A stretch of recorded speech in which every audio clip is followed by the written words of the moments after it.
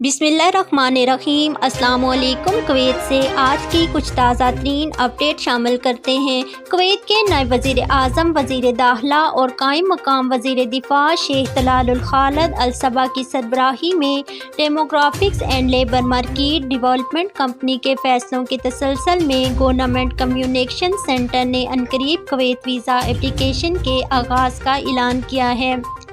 Application का मकसद मुल्क में दाखिले के वीज़ों में हेरा फेरी और जलसाजी को कम करने और कुवैती फैमिलीज़ के तहफ़्फ़ुज़ और वीज़ा डीलर्स का मुकाबला करने के लिए एप्लीकेशन के ज़रिए इसको शामिल करना है।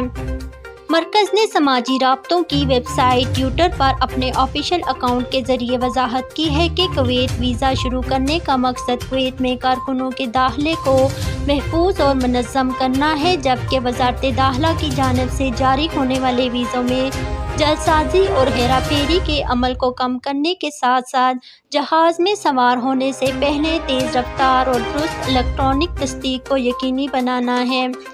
मुजरमाना रिकॉर्ड रखने वाले इश्तहारियों या अमराज में मुब्तला अफराद के दाखिले को महदूद करना है। मरकज़ ने मज़ीद कहा है कि पब्लिक अथॉरिटी बराए अफरादी क़ुव्वत की जानिब से स्मार्ट वर्कर के अजरा का मकसद एप्लीकेशन के ज़रिए कुवैती फैमिलीज़ को ऐसे तारकीन वतन कारकुनों से बचाना है जो अपने बुनियादी पेशे में काम नहीं करते हैं। फैमिलीज़ को घरों के अंदर कोई भी काम करने की इजाज़त देने से पहले इस्तेमाल शुदा लेबर डेटा को देखने के काबिल बनाया जाएगा, जबकि हेरा फेरी को महदूद करने के लिए ऐसे वीज़ा ताजरों का मुकाबला किया जाएगा जो अपने काम या मुआहदों के अलावा मजदूरी का इस्तेमाल करते हैं।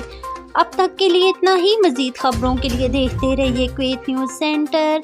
मुझे दीजिए इजाज़त और रखिएगा अपने प्यारों का ख्याल। अल्लाह।